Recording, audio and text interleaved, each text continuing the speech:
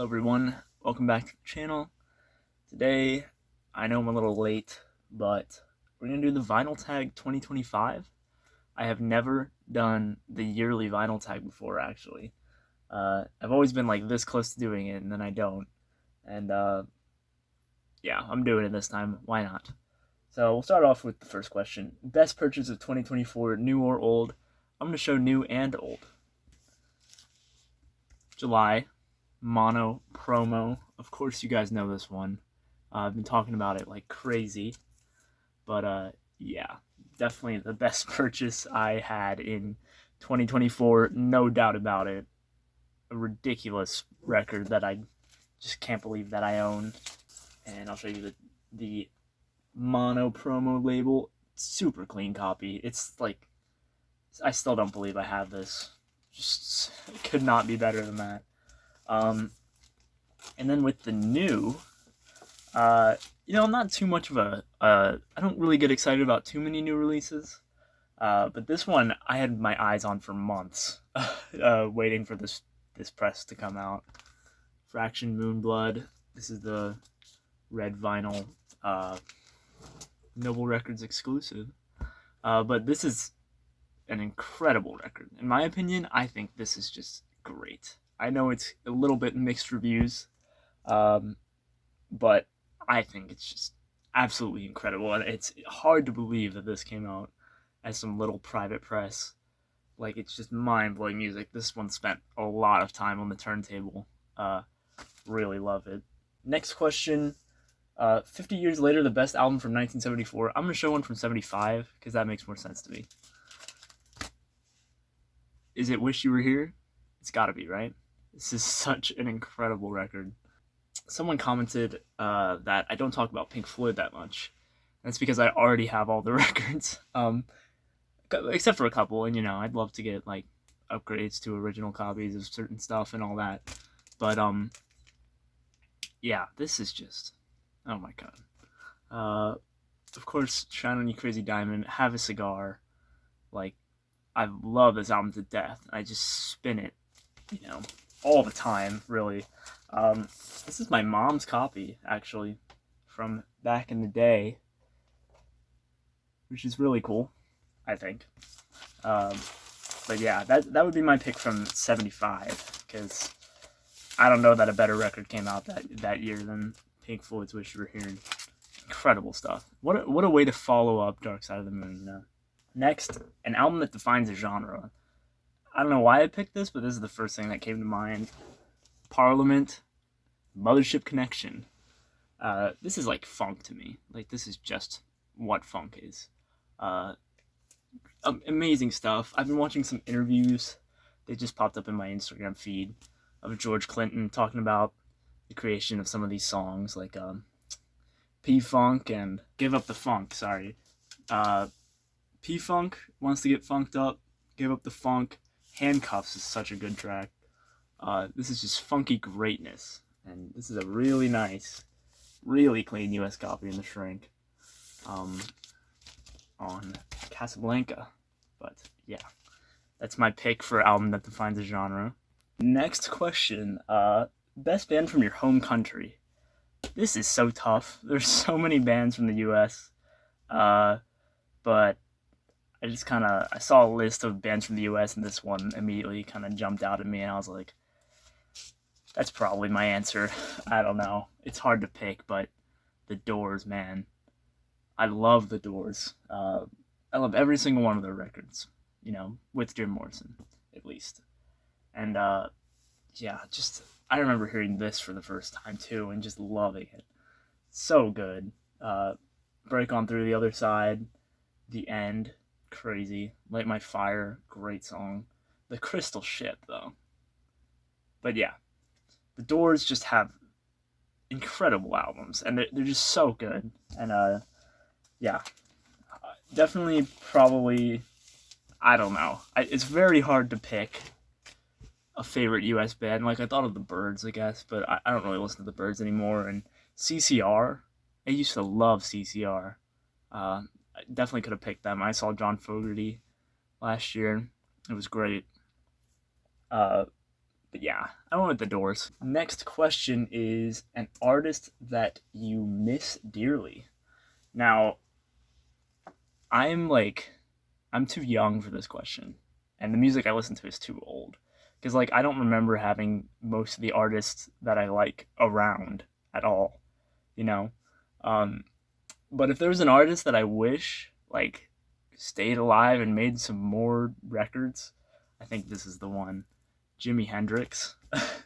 It would have just been so cool to see what direction he was going, and like get to hear the music that he was gonna make. Because I just love Jimi Hendrix. He's like my favorite of all time. Definitely up there. And yeah, this is a shrink wrapped copy. Isn't that pretty cool? I need to upgrade the disc on this one, but it still plays. It's still nice. Still a good listen. But yeah, just it would have been really cool to hear the direction that Jimi Hendrix went. And I saw somewhere someone was theorizing that he kind of would have gone like fusion, like Chicago kind of, because he loved Terry Kath. That is complete like just a theory, you know. You never know which way he's going. Like he was supposed to do something. He was supposed to team up with Herbie Hancock and Miles Davis to record stuff. He was invited to Emerson, Lake and Palmer and stuff and all that. So there's like no telling which direction he would have went. But I could have really been down with a Hendrix fusion record. It would have been so cool. But yeah, best live album in your collection. I love a good live album. I'm very much starting to get into them more. I wasn't really so much before, but yeah, this is one I've had for a long time because I think it's just an essential live record and it's really good.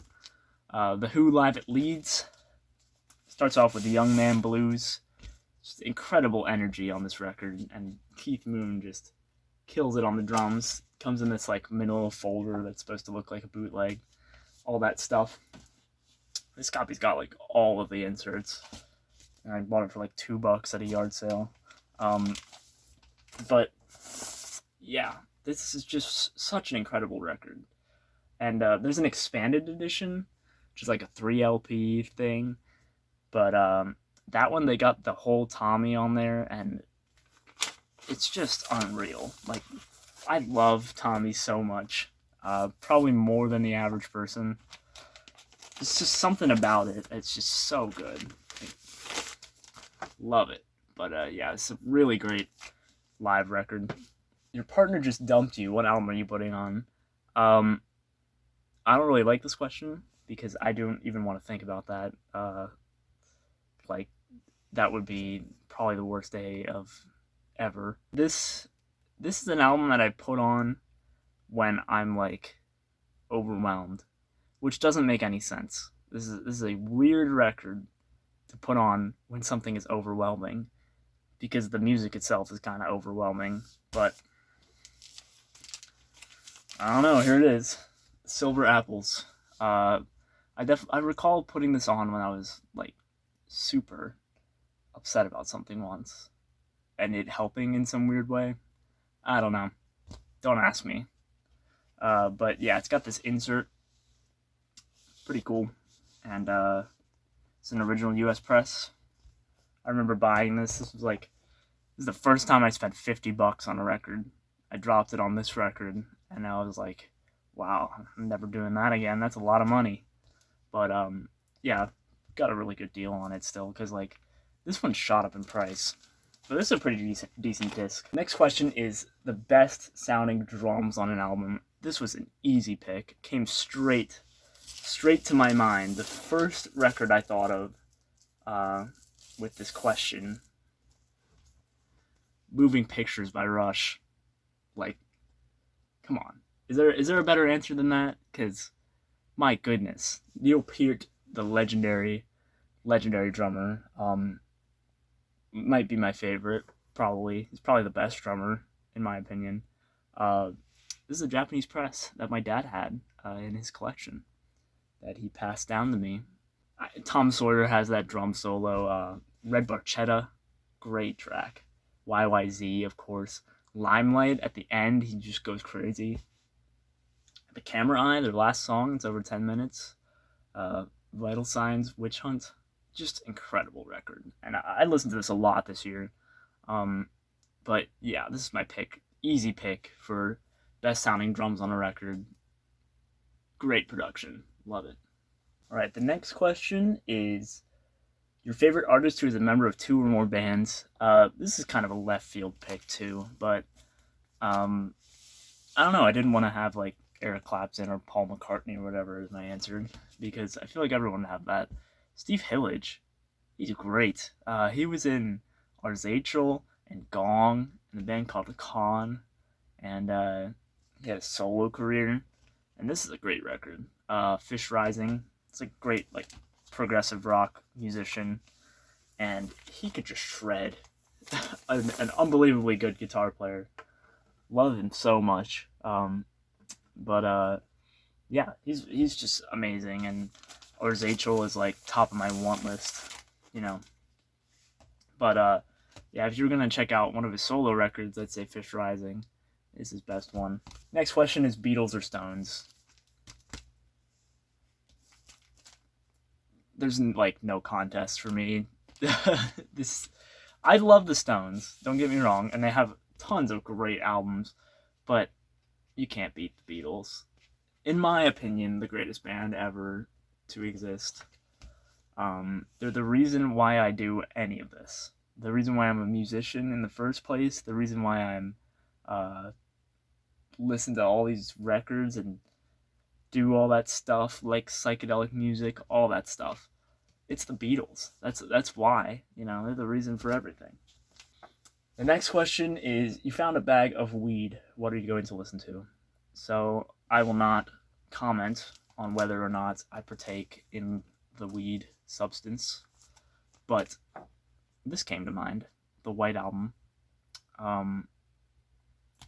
Yeah, I just think it would be fun and sound good. That's all I'll say about that. An artist from the 1980s you still listen to. There are a few bands that I still listen to from the 80s. I'm not a huge 80s guy, which is, I know, a little bit blasphemy. But, you know, I'm mostly in the 60s and 70s, but this is one I do listen to a fair bit from the 80s. The Police, Zenyatta Mandata, I think that's how you say it. This is incredible. I mean, Stuart Copeland is like one of my favorite drummers, and Sting wrote just great songs. And overall, this is just an incredible record. Don't Stand So Close to Me, the great song. Driven to Tears, that is just incredible. Canary in a Coal Mine, Bombs Away, really great record. This is a super disc audiophile pressing, and it sounds really good. And this came from my dad too. But yeah, I love this record. This is really good. Next question is, show a favorite record label. Well, Vinyl Richie stole Uni, so that is definitely one of my favorite labels. Vertigo is the obvious answer. That, you know, that's like everyone's favorite label. So I went with this one, and mainly because they just, every album they put out seemed to have just really good sound quality, and they put out really good records too. The Kinks, Something Else, and the label I'm talking about is the Tricolor Reprise. It's like Jimi Hendrix was on this and all that stuff. These pressings are incredible. Like they just sound so good, and really good output from, you know, some of the more like common bands. But like every time I see this label, I get excited. Like it doesn't matter what record is on here, you know. I think there's Frank Sinatra on this label, and I get excited. I don't know why. It's a way I've trained my brain, because there's, you know, the Axis Bold as Love is kind of uncommon on the Tricolor, and same with the first one, with the Are You Experienced. It's kind of uncommon on the Tricolor label, so every time I see it, I'm just excited, and so is this one. But yeah, it's a great label. They got a lot of great stuff, and they did a great job with their mastering and all that. So I guess that's my pick. The next question is a run of 3 great singles. Noble Records just showed 3 cool singles from his collection, so I decided I'm going to do that too. This is a Japanese picture sleeve of Act Naturally Yesterday, which is pretty cool. I got this in this Japanese lot that I did a few videos back, but yeah, that's a cool one. She's a Rainbow by the Rolling Stones. I think this single's a little bit harder to find. I don't know. I got paid like a couple bucks for this, or $1 or something. But yeah, what an incredible song. And then almost an even better song, 2,000 Light Years from Home on the back. Incredible Psych. I used to have a couple rarer singles that I kind of regret getting rid of or selling. But this is by far the rarest single I have right now. This is Will Break Your Heart and The Garden on the 13th Floor. This is a really good psych single. I found this in an antique store for like $15. It's a little beat up, but I got it because it said it was psych. It looked really cool. One had sold in the past for $100, so I was like, yeah, I'll get it. And yeah, she's got these weird marks on it, but it plays pretty well, and especially on the second side. But yeah, check out the track "The Garden" by the 13th Floor. It's on YouTube here, and very good track. Next question: a record store day purchase that you actually consistently listen to.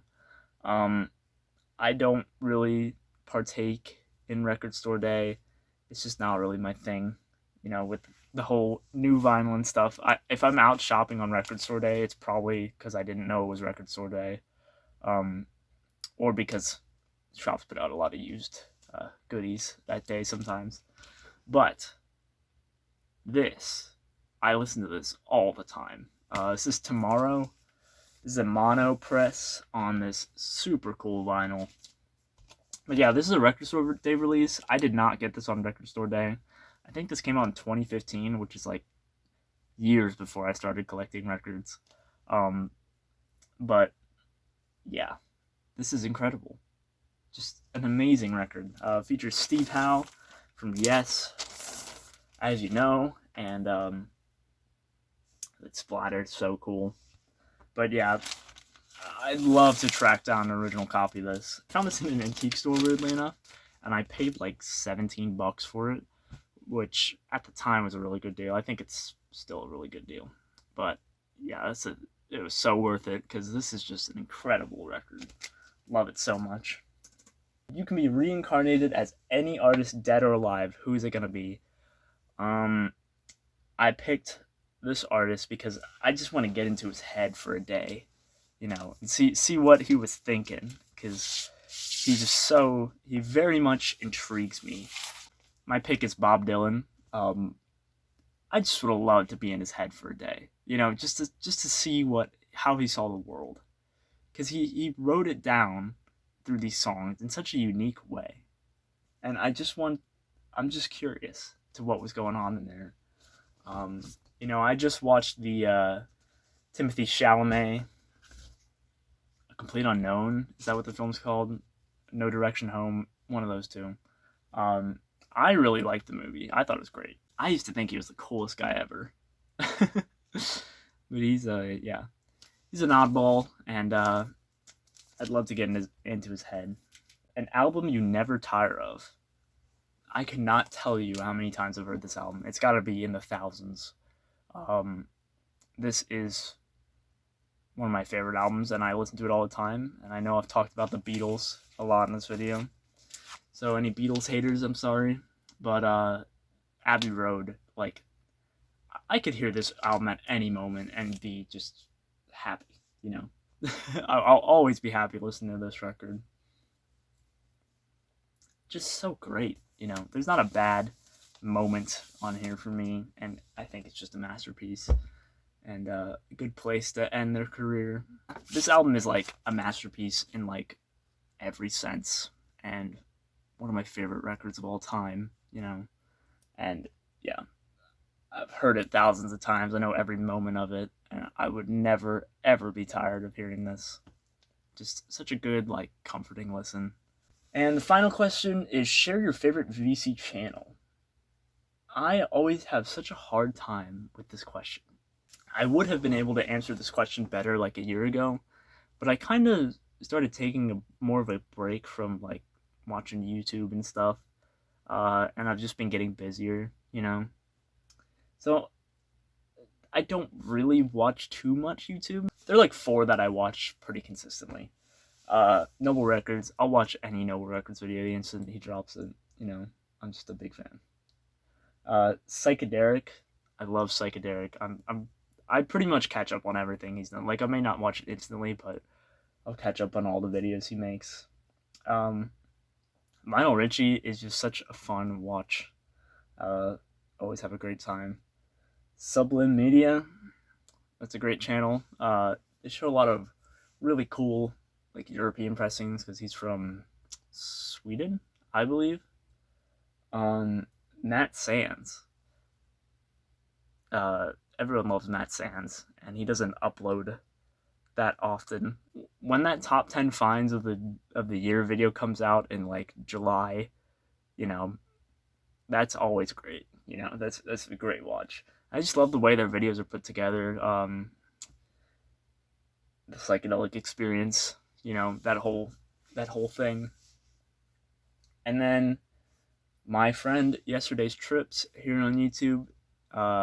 My buddy Matthew, we just went on a dig and got some cool stuff. Definitely check out his channel if you like what I show. Kind of in the similar vein, but yeah, those are just a couple of VC channels. George Pryor Vinyl Show and Tell also comes to mind. I feel so bad because I feel like I'm leaving people out, but yeah, there's just a couple channels that came to mind. Anyways, thank you all so much for watching. I know it's kind of late, but, you know, whatever. But, yeah. Here's some more records in 2025, right? Yeah. Peace.